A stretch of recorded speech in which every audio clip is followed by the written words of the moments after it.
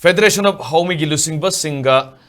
Sinkuki Zoge CSO Singna FIR Thangatlakliba Asina Sinkuki Zo Singase Foreigner ni Haiba Mayek Sengna Takle Haina Federation of Homi President Sapam Zazadumani na Fondorle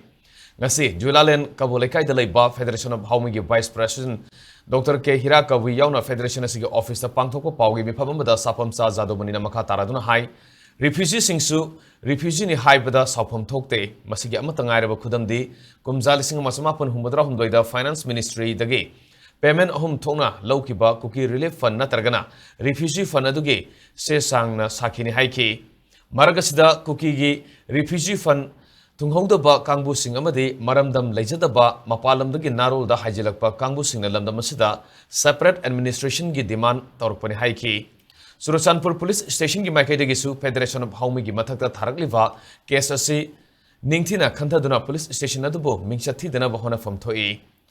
Matang asida Manipur Home Department ke Marilenaba Authority na Surachanpur Police Station da minyang sanghoguna asumba lambi oigene haibasi Federation of Homi ki thajabani hainasu sapamcha jadobani na makhatana phongdoki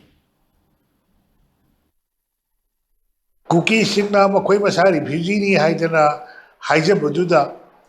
with document Federation Haumi na Haiba Moy Shenghalle. So Chabugi O Sida Federation Haumi Mayek Haiba Nipa Masamaxi foreigner ni. Maduna Mas Haurini Adana Police Department su Ma Karamatam da Manipur Sanga Kudabano, My Mapapuna Kalai Horopono, Karamba Sahida Manipusida Lai Haibado, Madu Sabsana. Sidok Piba Masum, Major Foreigner, or Regati, Nubaram da Mohalim Jimotai Absima, I Tamsage. How the Bogda, Cookie Signa, Lamdam Sida, Laiba, Mui, Yellow Mimel Sincere, Masi, Makoina, Usitriba, Makoina, Aquagi Matakta Land, Horiba, Makoina, Highway Ting, Kudim Sincere, Makoi Marunda, Karamakana, Lepaganda, or one of Lepaganda, told me Absinaki singing. 73 record le madugi matamdagi ekoina mokoche refugee ni foreigner ni record ki matungi ne ko haje bane masigi expression da ekoki fundamental right haiba leje bado